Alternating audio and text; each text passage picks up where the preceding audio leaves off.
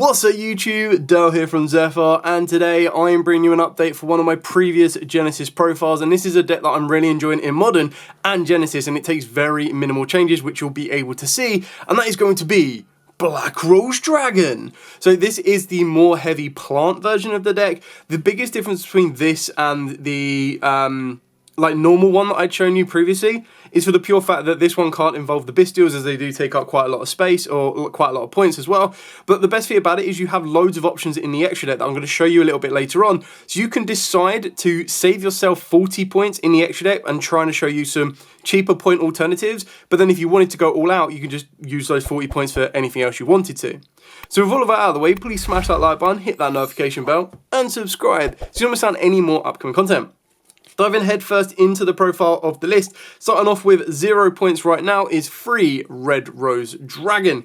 Now we're going to be playing free Red Rose Dragon maxed up, as I get that out of the way, maxed out with the rest of your Rose Dragon monsters. So your Red Rose Dragon monster it doesn't really have an effect on the field. That's the big difference between that and Rox Rose. Like, Rox Rose is your best Rose Dragon monster in the main deck, full stop, because it searches you out your White Rose, your Black Rose Garden, and then it can work its way into White Rose Dragon. It can also work its way into the Vengeful Witch, so it just helps you get the extenders you need.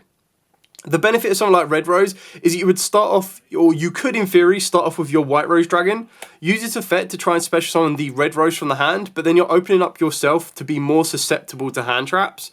The one thing that I have really noticed, however, in Genesys is that hand traps are much more of a premium. So you can afford to not disrespect so much, but just kind of not worry as much about something like the Ash Blossom, but then you need, and Infinite Impermanence, but then you need to consider Effect Veiler, DD Crows, and Ghost Spells, and even Drone Lockbirds, because they're all like lower end up points. I think Veiler's like 7 points, and then everything else is 5 points.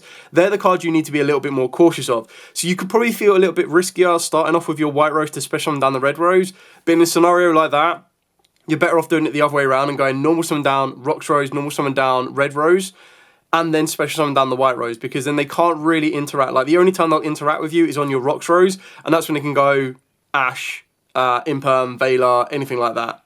From that point on, it's then making sure that you can resolve your effects of White Rose and Red Rose. So Red Rose, when it's used as Synchro material, will let you special summon a Rose Dragon monster from the deck, and if it is used as a Synchro material for a Black Rose monster, you'll also get the access to your Frozen Rose, which is kind of a card you could afford to cut if you wanted to. It's only a one-off, and it doesn't cost any points. But the idea is this lets you send if you send a face-up monster from the field to the graveyard, like from your side of the field, if you send a plant during the end phase, you draw 2 and discard 1, and it counts what the monster had on the field. So even if with Black Rose Garden, when it turns all monsters on the field into plants, when you're activating a card like that, and you send your monster, even though it's originally like a dragon type, it will count what it was on the field, so you'll get the draw 2, discard 1. If you send a non-plant, you get to search out a level 4 or lower plant monster, which is kind of cool, but then the plant monsters you're searching out mainly is going to be your Vengeful Witch to kind of give you a little bit more. Or in some scenarios, if you clear your entire field off, you can actually go for a Rose Princess, and a Rose Princess can get you into your White Rose, and then the White Rose will allow you to extend your play. So there's a couple of different things to keep in mind. The best starter of the entire Rose lineup is going to be your Rox Rose Dragon. So on normal or special, you add a card that mentions Black Rose Dragon from the deck to the hand. So the card you can kind of go for will be your Black Rose Garden. Like, this is just absolutely insane. Alongside your Basil Roshu. I'll explain both of these in a second. But then the other card you can also go for is Vengeful Witch, as it does also mention Black Rose Dragon. The biggest annoyance is that White Rose Dragon does not mention Black Rose Dragon. So of all the cards you could possibly search, you can't search out your White Rose Dragon, which is your extender, but you can search out your your Vengeful Witch, which is your extender. So it's a bit of a weird one. Anyway, Basil Roshu is a quick effect that allows you to revive a Black Rose monster from either, or a Rose Dragon to be specific, from the hand or graveyard. If it is destroyed by Black Rose Dragon's effect, or one monster that lists this card in its text that is banished in your graveyard, you can special summon a Black Rose Dragon or a monster that lists this card in its text from the banishment or graveyard. So it's one of the ones that if you destroy it via Black Rose Dragon's effect, it just lets you bring back from the banish zone or graveyard, whereas more times than not, you'll be using it to summon back from the grave or extend from the hand. Black Rose Garden on activation lets you search out a Rose Dragon monster, so that's how you can get into White Rose Dragon. And then on top of that as well, if it's destroyed and sent to the graveyard, you burn your opponent for 100 life points for every plant monster in your graveyard. But if you destroy it via Black Rose Dragon's effect, you also do an additional 2400 damage as well. Moving on to like the generic plants, so we've got free Rose Princess. Now the reason I like Rose Princess is if only your opponent controls a monster, you get to special summon it, but you also have the ability to discard it to then grab you a White Rose field spell. And the White Rose is if you control no monsters, you get to special summon a Rose Dragon or a plant monster from the hand. You can do the ratios a little bit different round if you want to, but I actually like the... I'm more inclined with Rose Princess as it is a level 3 extender that I can play first and then normal summon down my Rocks Rose, and straight away, even if my opponent interacts with my Rocks Rose, I have the ability to go for a Synchro level 6, which will be your Rage Rose Witch, and that'll let you push your plays a little bit further forward. So sometimes I kind of want the monster over the White Rose field spell, but you could play a 2 and 2 if you wanted to. It's something that the more and more I test, I'm trying to mess around with the ratios. Sometimes you can go 3 White Rose and then 1 Rose Princess, but for me personally, comfortable, I'd rather have either an even number of monsters to field spells or more monsters than field spell, which is why I've got the 3 and the 1. Then for the next one, we've got 3 Vengeful Witch, backed up by the 1 Twilight Rose Black Knight.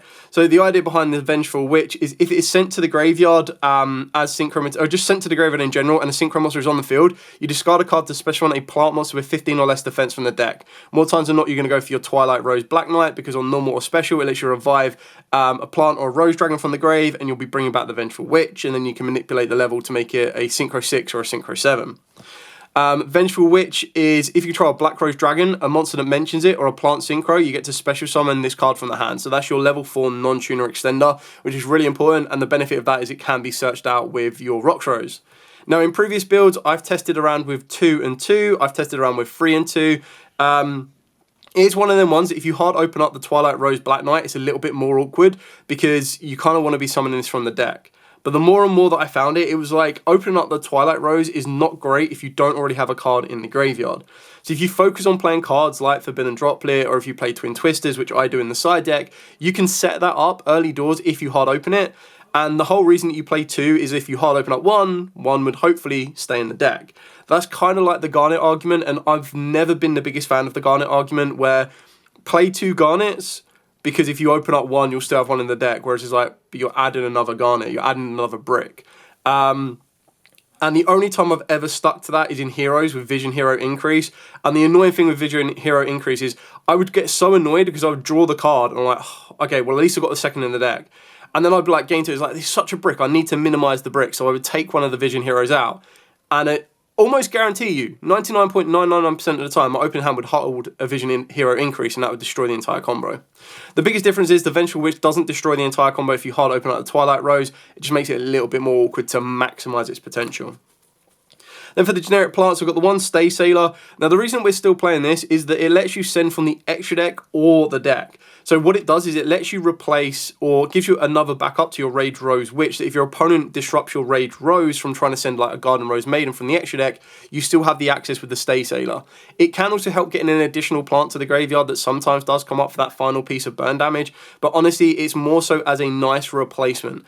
Again, it's another one of the cards you don't want to be seeing in the hand. It's just awkward when it's in the hand to try and deal with it, and that's why Forbidden Droplet is something I might highly consider.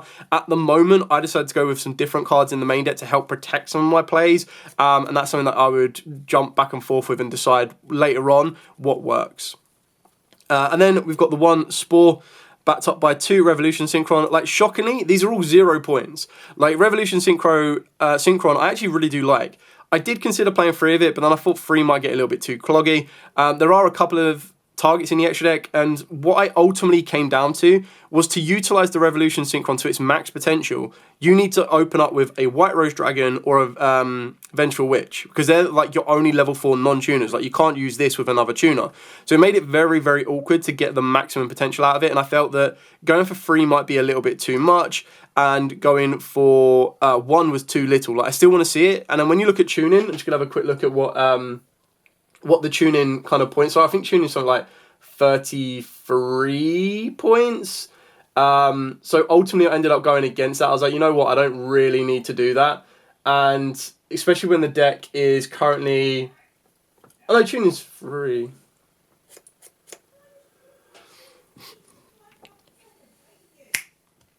So I'm quite happy with 2. I think that 3 is maybe a little bit too much. You could play 2 and 1 tuning if you wanted to, which can also help mill, because believe it or not, tuning is 0 points.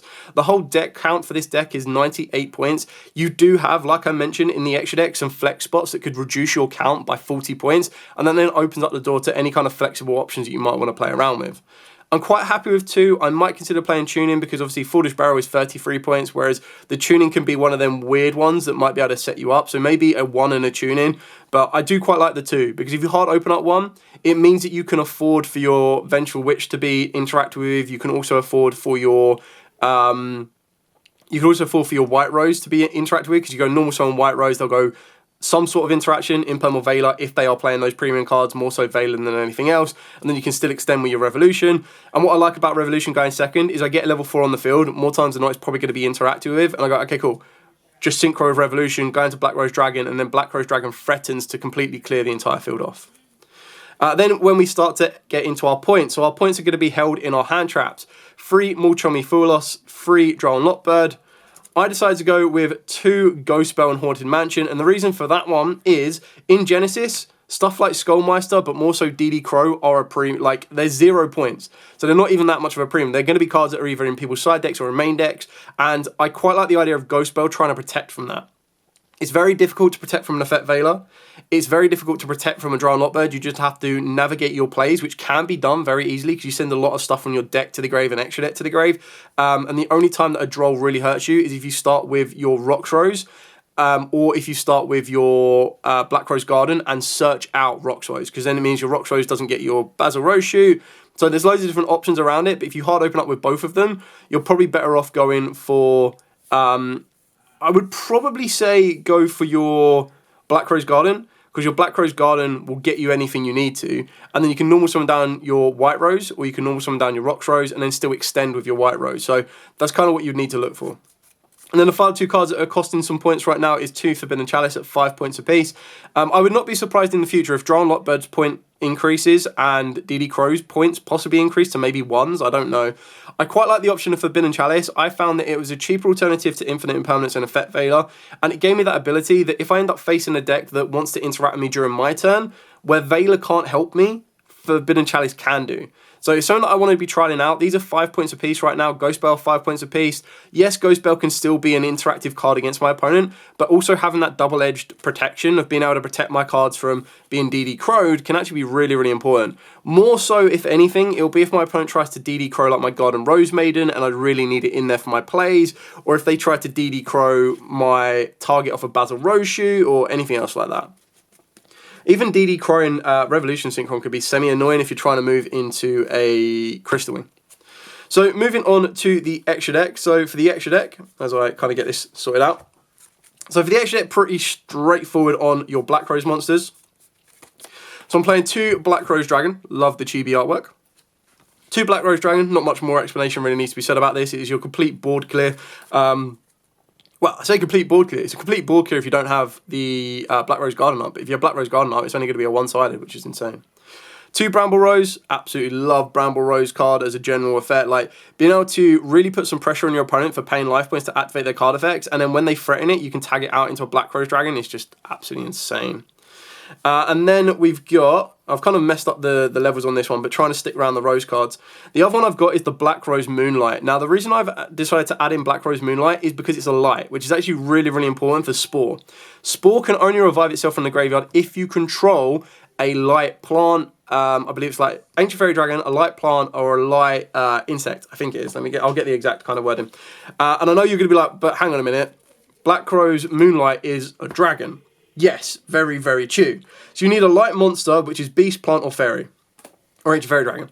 Now, you're going to be like, well, this is a dragon. Where's the use in that? Remember, the Black Rose Garden turns all of your monsters into plants. So what I kind of found as I was testing more and more of this deck is there were some times when my opponent would interact with me and I'm like, right, okay, I decided to go for a Bramble Rose rather than going for a Perillis.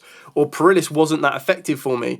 And the other option that I did have is Revolution Synchron. I was like, I can use Revolution Synchron to make a dragon. The issue is, Perillis isn't a dragon. So I needed a light dragon that I could get into that would help me do that. So with Black Rose Garden and then Revolution Synchron, I could go into the Black Rose Moonlight Dragon and then revive the Spore, and then Spore opened up the option for me for being able to go into a Crystal Wing. So it's just times where stuff like that really can come in clutch, and I felt that the Black Rose Moonlight effect is still really good anyway. It threatens to return a card on the field to the hand, and it can be very, very disruptive, and then when it actually adds to my plays and lets me extend a little bit further forward, I thought it was a good card to include. Obviously, Crystal Wing on this one, less reliant, like you don't need to worry about Nibiru as much, but if you want to respect Nibiru, you want to try and get to Crystal Wing early before you extend your combos that bit further. And then we've got the Garden Rose Maiden, and we've got the Queen of Thorns, so going back to these, all 0 points right now, which is absolutely crazy. 2 Rage Rose Witch, an incredible card for the deck. Being able to send from extra deck and deck is crazy. One of the cards you could send from deck to extra deck is Glow-Up Bulb, but Glow-Up Bulb is 21 points, and I was like, that's a little bit too costly for me in this particular version. We've got the 1 Kuli Belt, and then we've got the 1 Jinrushi, the Cursed Thunder God. Now, 0 points, 0 points. This is the option if you want to make a dragon that just destroys one card rather than trying to destroy the entire field, you can do. And then, of course, you've got the Cursed Thunder God, and the Cursed Thunder God is one of them ones that can either set up a full-on face-up monsters or face-up spell and trap destruction, while also gaining yourself some life points, and yeah, of course, eventually you will end up paying life points. So that's it for like the cards that cost you 0 points. The next cards I'm about to show you, well, I say 0 points actually. Bramble Rose is 1 point, which is semi-annoying, but it doesn't make that big of a difference to the entire list. Now, the rest of the extra deck I'm about to show you, you kind of make a decision. So what I mean by that is, let's go with the lower levels. So the lower levels, you've got Lycoris Lily Reaper, which is 0 points. You've got FA Dawn Dragster, which is 20 points. Now, at this moment in time, the list that I've got that tallies up to 98 points involves both the point cards of FA Dawn Dragster and Chaos Angel. So this is what I'm saying, is you can build this with both of these cards included. That is entirely up to you. But if you're like, actually, I really want to play Pot of Greed, or I really want to play Graceful Charity, or anything like one of the banned cards that you really want to play around with, and these 40 points would allow you to do so, you can sub these out. Now, the options you can sub out that become 0 points, which is absolutely amazing, is you could sub out for Chaos Angel, a Ruddy Rose Dragon, and also for Chaos Angel, you could try the Arms of the Genesys Return 0. Now, all of these are 0 points. These are 20 points each. The best thing about FA Dawn Dragster is it gives you that ability of having a spell negate, whereas everything else in your extra deck doesn't have that. The best thing you can do is go for a Crystal Wing, and the Crystal Wing becomes a monster negate, so you're only getting one or the other. Now, the biggest downside of these two cards is they don't provide any negation. So, in my opinion, if you really wanted to try and cover all bases, I would probably sacrifice the Chaos Angel and go for the FA Dawn Dragster and the Arms of the Genesys Return 0.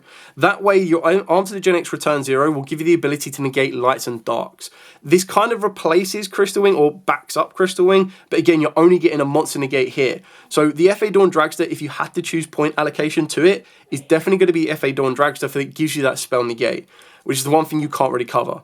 So if you were to go for something like this, I would probably be looking along the lines of FA Dawn Dragster plus one of these. Now, your Lily Reaper is one of the ones that you send from the extra deck with either your Stay Sailor or your Rage Rose, and in doing so, it gives you that ability that when your opponent takes any burn damage, you send a card on the field to the graveyard with, I believe it's attack less than the difference in your life points. So that is one option for you. I do like the option of having higher levels. I do like the option of having a level 10, which is like why I like having either one of these two cards here, as opposed to the Lily Reaper, because I feel you'll go into these more times than not. The Ruddy Rose is going to be effective if the format is more graveyard heavy and you can kind of deal with that graveyard, clear it out and do what you need to. The Arms of the Genesys is just going to be that option to give you that negate for whatever attribute you can have in the graveyard. Now, when you're looking through the main deck is going to be sometimes Earth when you've got your Revolution Synchron, sometimes Earth with your Rose Princess, but the majority is going to be Darks and Lights, which, depending on the format, can be quite effective for you. And remember, some of your hand traps, like Ghost Spell is Earth, you've got your Fualos, which is Wind. It could cover other kind of attributes if you wanted to. It's entirely up to you. I feel the most point allocated option is FA Dawn Dragster and Chaos Angel. Chaos Angel gives you that benefit of making it with Light and Dark, banishing a card, and making sure that your cards can't be destroyed by battle, and your synchros are unaffected by activating monster effects. So it gives you that one to make it very, very awkward, and it could be a game winner in itself. But if you're trying to cover as many bases as possible because you don't know exactly what you're going to face at Genesys, you're probably going to go a little bit safer and go with these two here. And then that frees up 20 points that you can use either on the side deck or the main deck, or even adapt your extra deck should you want to. Speaking of the side deck, so as we go into the side deck, we've got 3 Kaijus of your choosing. I go with Genesys as it is just the weakest, but when you've got Black Crows, you should be able to clear any of them off. The idea behind this one is if you end up facing something like Loonlights or even a corresponding Towers style deck, you have a way to out them. The other monster we're playing is 3 Skullmeister. So like I've said, if you wanted to take out those 20 points in the main deck, you could upgrade the Skullmeisters, but it's just a hand trap that is 0 points right now and can still be very, very interruptive in the right particular matchup. 3 Twin Twisters, 0 points, and as I previously mentioned with Twilight Knight and even with White Rose, because White Rose can bring back from the graveyard, activating something like Twin Twisters can actually be quite effective for you. There's a couple of times when I've been playing Black Rose and I'm like, right, cool, go, and I've got nothing in my graveyard, and I'm like, I've got nothing in my hand that will put something in the graveyard. So being able to activate and have access to something like Twin Twisters could be very good in a format, especially if there's a lot of control style decks running around in Genesys. Then we've got 3 Dark Rule No More. So when you're able to go Dark Rule No More Black Rose, like that can be massively, massively powerful. I don't know how effective Dark Rule No More is in a Genesys format right now. A lot of people, like, hand trap's a little bit more of a premium, but I feel the format is a little bit slower. So you're not always guaranteed to win once you activate Dark Rule No More. It's not like Modern where some decks can put everything they have on the field. You activate Dark Rule No More and then they can't come back from it. I think we're in a format where there is a lot more grind to be made, but it's just an option for you. I quite like it, and it's kind of one of these ones that if you face a deck that you need to use Dark Ruler against because they do just go, here's everything I've got, then you have that option for you. And if not, that's free space in your extra deck, side deck that you can upgrade, but it currently costs 0 points anyway. And then the final 3 cards I'm playing is 3 Gravity Collapse. This is just the alternative. So this is the cheaper alternative to something like a Solemn Judgment.